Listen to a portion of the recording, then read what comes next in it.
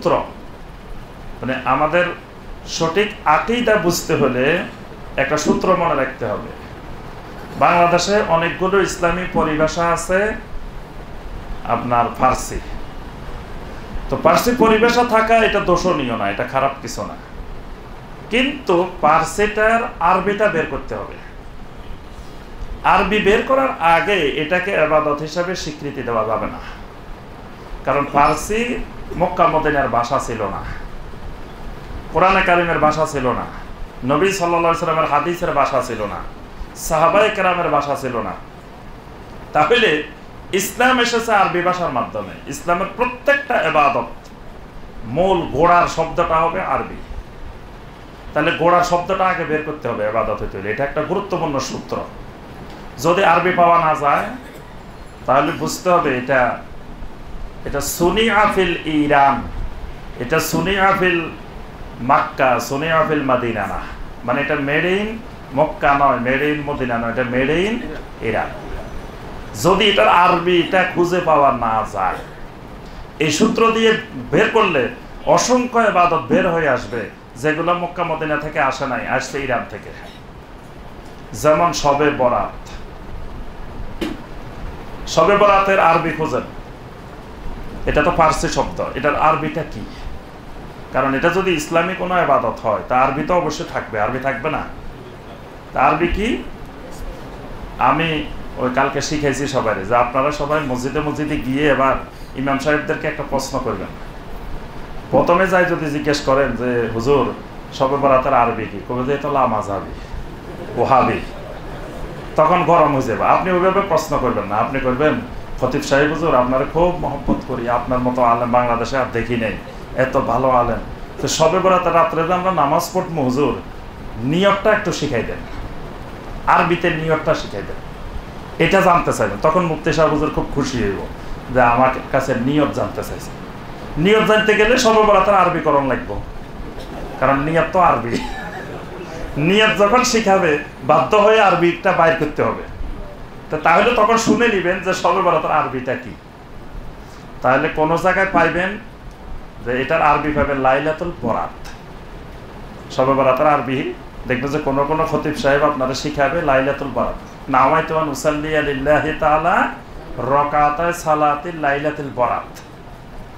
আচ্ছা, তখন আপনি এবার ধরবেন যে বরাত শব্দটা তো দুনিয়ার কোন আরবি ডিকশনারিতে নাই, এটা আরবি শব্দ না, এটা ফার্সি। তো নিয়তের ভিতরে সব বলতেছে আরবি, নাওয়াইতু আন উসাল্লি সব আরবি, মাঝখান দিয়ে এটা ফার্সি কেন? এটার আরবিটা একটু বলে দেন। আর যদি এটা আরবি হয় তা আমার একটা আরবি ডিকশনারি দেখাই দেন যে এই শব্দটা আরবি ডিকশনারিতে আছে। আচ্ছা, এটা হলো একটা, তাহলে এখানে ধরা খাইব যে এটা তো ভেজাল, এটা যে মক্কা মদিনার ইসলাম না, এটা এখানেই ধরা পড়ে যাব। আচ্ছা, এখন কেউ একটু কৌশল খাটাতে পারে, কোন খতিব সাহেব বলবে যে এটা লাইলাতুল বারাত, বরাত না, এটা নাওয়াইতু আন উসাল্লি লিল্লাহি তাআলা রাকাতায় সালাতিল লাইলাতুল বারাত। এই কথাগুলির কৌশল হলো যে এটা ওই পাগলের বোঝানো সহজ, কারণ কোরআনে একটা সূরা আছে সূরা তাওবা, এটার আরেক নাম হলো সূরা বারাআত। এটা শুরুতে আছে বারাআতুম মিনাল্লাহি ওয়া রাসূলিহি, তাহলে কবে যে হ্যাঁ এটা কোরআনেও আছে। দেখেন শবে বরাত কোরআনেও কিন্তু আছে, যে আল্লাহ পাক বলছে বারাআতুম মিনাল্লাহি ওয়া রাসূলিহি। হ্যাঁ, তাহলে যখন এটা বলবে আবার জিজ্ঞেস করবেন হুজুর বারাআত মানে কি? বারাত মানে হলো সম্পর্ক বিচ্ছিন্ন করা, ওয়ালা বারা, ওয়ালা মানে সম্পর্ক ঘনিষ্ঠ করা, অন্তরস্থল থেকে মহব্বত করা, আর বারা হলো চিরতরে সম্পর্ক ছিন্ন করে দেওয়া। তাহলে লাইলাতুল বারাত মানে আল্লাহর সাথে বান্দার এই রাত্রে সম্পর্ক চিরতরে বিচ্ছিন্ন করে দেওয়া, লাইন কেটে দেওয়া, একেবারে কেটে দিবে, মানে বিদ্যুতের লাইন, গ্যাসের লাইন যেরকম কেটে দেয়, একেবারে আল্লাহর সাথে এই রাত্রে সম্পর্ক পুরা ছিন্ন করে ফেলবে। কারণ আল্লাহ পাক কোরআনে শব্দটা এই অর্থে ব্যবহার করেছেন, বারাআতুম মিনাল্লাহি ওয়া রাসূলি, আল্লাহ এবং রাসূলের পক্ষ থেকে সম্পর্ক বিচ্ছেদের ঘোষণা দিচ্ছেন মুশরিকদের সাথে। মুশরিকদের সাথে আল্লাহ এবং রাসূল চিরতরে সম্পর্ক বিচ্ছিন্ন করে দিচ্ছেন, এই জন্য শব্দটা বারাআ। তাহলে কি আপনি এই রাত্রে বলতেছেন আল্লাহর সাথে সম্পর্ক ছিন্ন করে দিতাম? বরং রাত হইব লাইলাতুল বেলায়া, আল্লাহর সাথে সম্পর্ক ঘনিষ্ঠ করার, ওয়ালা করার। না আপনি শিখাইতেছেন বিচ্ছিন্ন করার রাত, লাইন কেটে দেওয়ার রাত, এটা কেমন কথা? আচ্ছা, যদি এরকম একটা রাত ইসলামে থাকে তাহলে এটা কোরআনে কোনো জায়গায় থাকবে বা কোনো হাদিসে থাকবে লাইলাতুল বারাআ নামে, অথবা কোরআনেও নাই হাদিসেও নাই, অসুবিধা নেই। কিন্তু সারা দুনিয়াতে শত শত আরবি কিতাব লেখা হয়েছে আরবি ভাষায়, একটা কিতাবে দেখাইবেন খালি, সেটা হানাফি মাযহাবের কিতাব হোক, শাফি মাযহাবের হোক, মালিকি হোক, হাম্বলি হোক, কোনো অসুবিধা নেই আমার। বরং ভারতীয় উপমহাদেশের কিতাব লিখছেন আরবিতে শাহ ওলিউল্লাহ মুহাদ্দিসে দেহলভী রহমতুল্লাহ আলাইহি, শাহ আব্দুল আজিজ মুহাদ্দিসে দেহলভী রহমতুল্লাহ আলাইহি, আব্দুল হাই লাখনবী রহমতুল্লাহ আলাইহি, তারপরে আপনার মুফতি আমিমুল এহসান, যিনি বাংলাদেশে ঢাকা আলিয়া মাদ্রাসায় ছিলেন, বাইতুল মুকাররম মসজিদের খতিব ছিলেন, তিনিও আরবি ভাষায় কিতাব লিখছেন। এই উপমহাদেশের আলেমদের আরবি কিতাব থেকে দেখান দরকার হইলে যে এই শব্দটা আছে লাইলাতুল বারাআত, এরকম আল্লাহর জমিনে কোন কিতাবে এই শব্দ নেই।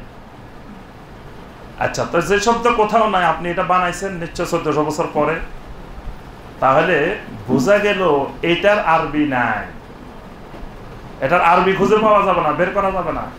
বের করতে হলে সঠিক আরবি, শবে বরাতের আরবি হলো লাইলাতুল কদর, কদর হইল বরাতের সঠিক আরবি হইল কদর, তাহলে শবে বরাত এটার আরবি হবে লাইলাতুল কদর। তা লাইলাতুল কদর রমজানে, শাবান মাসে লাইলাতুল কদর আসবে কেন? এইভাবে আপনি যদি সূত্র দিয়ে ধরেন, এটার গোড়া খুঁজে বাইর করেন আরবি কি, তাহলে অটোমেটিক বের হয়ে যাবে কোনটা ইরান থেকে আসছে, কোনটা মক্কা মদিনা থেকে আসছে। ফিরের আরবি বাহির করেন, ফির হইল ফার্সি।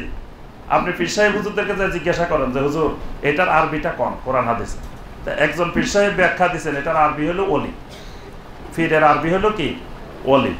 তা আমি বলছি যে ঠিক আছে, ওলিও মেনে নিলাম, অসুবিধা নেই, যেহেতু এত বড় পীর সাহেব কইছে, না মেনে তো উপায় নেই, তো মেনে নিলাম ওলি। তাহলে আপনি জানেন যে ফিরের আরবি হলো ওলি, তা আপনি কেন ফার্সিটা ব্যবহার করেন? ইরানের প্রতি এত মহব্বত কেন? আপনি কোরআনেরটা ব্যবহার করেন, আপনি লেখেন ওলি সাহেব চট্টগ্রাম, ওলি সাহেব খুলনা, ওলি সাহেব বরিশাল, ওলি সাহেব লেখেন, পীর সাহেব লেখেন কেন? কোরআনেরটা ব্যবহার করেন। আচ্ছা, কোরআনেরটা যখন আপনি ব্যবহার করবেন, এবার আমাদের প্রশ্ন আছে যে ওলি কি নিজেকে নিজে ঘোষণা দেওয়া যায় কিনা? আপনি যে ওলি বুঝলেন কেমনে? কে কইলো আপনি ওলি? আপনারা কি আল্লাহ ওহী নাজিল করছে বা এলহাম করছে বা আসমানের ফাঁকে দিয়ে আল্লাহ ঘোষণা দিয়ে দিছে যে শোনো দুনিয়ার সবাই, অমুকেরা আমার ওলি বানাই দিছি? তাহলে আপনি জানলেন কেমনে? মানুষ জানলো কেমনে? গায়েবী বিষয়। কারণ ওলির গুণাবলী হলো ঈমান আর তাকওয়া। তো ঈমান আর তাকওয়া থাকে কালবের ভিতরে, গোপনীয় বিষয়। তো গোপনীয় বিষয় আপনি জানলেন কেমনে? আর গায়েবের বিষয় যে দাবি করে সে হলো তাগুত। গায়েবের বিষয় যে দাবি করে সে হলো তাগুত কোরআনের ভাষায়। তাহলে আপনি ওলি সাহেব হন নাই, আপনি তাগুত সাহেব হয়েছেন, যেহেতু আপনি ঘোষণা দিয়ে দিয়েছেন। আচ্ছা, আরেকজন কয় না, কোরআনে আছে মুর্শেদা, ফালান তাজিদ লাহু ওয়ালিয়্যাম মুর্শেদা, মুর্শিদ মানে পীর সাহেব হুজুর। আচ্ছা, তো ঠিক আছে, আপনি লেখেন আবার মুর্শিদ সাহেব চট্টগ্রাম, মুর্শিদ সাহেব আপনার মাদারটেক, মুর্শিদ সাহেব খুলনা, মুর্শিদ সাহেব রামপুরা, মুর্শিদ সাহেব লেখেন, কোরআনেরটাই লেখেন, কোরআনের বাইরে লিখবেন কেন? কোরআনে যেহেতু পাওয়াই গেছে। আচ্ছা, তো তখন যদি হয় মুর্শিদের অর্থ কি? এটাই 1400 বছর ধরে যুগে যুগে শত শত হাজার হাজার সাহাবায়ে কেরাম গেছেন, তাবেঈন গেছেন, তাবে তাবেঈন গেছেন, তারপরে আরো শত শত উলামায়ে কেরাম গেছেন, তারা কি ব্যাখ্যা দিচ্ছেন?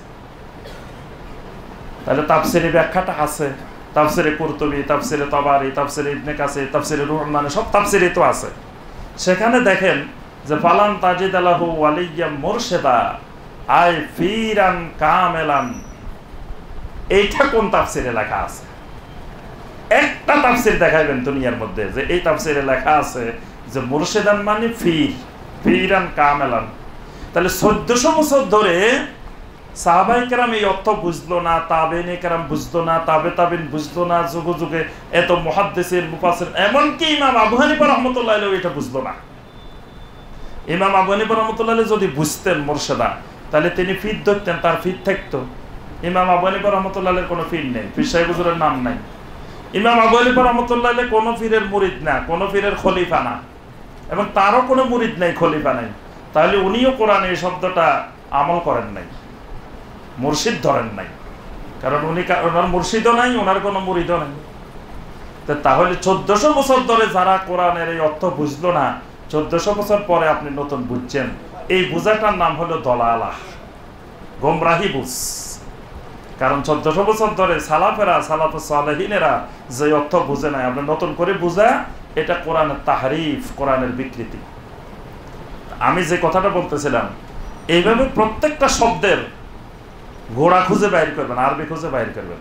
আরবি বের করলে অটোমেটিক বের হয়ে যাবে যে এটা কি মক্কা মদিনা থেকে আসছে, কোরআন সুন্নাহ থেকে আসছে, নাকি এটা অন্য জায়গা থেকে আসছে।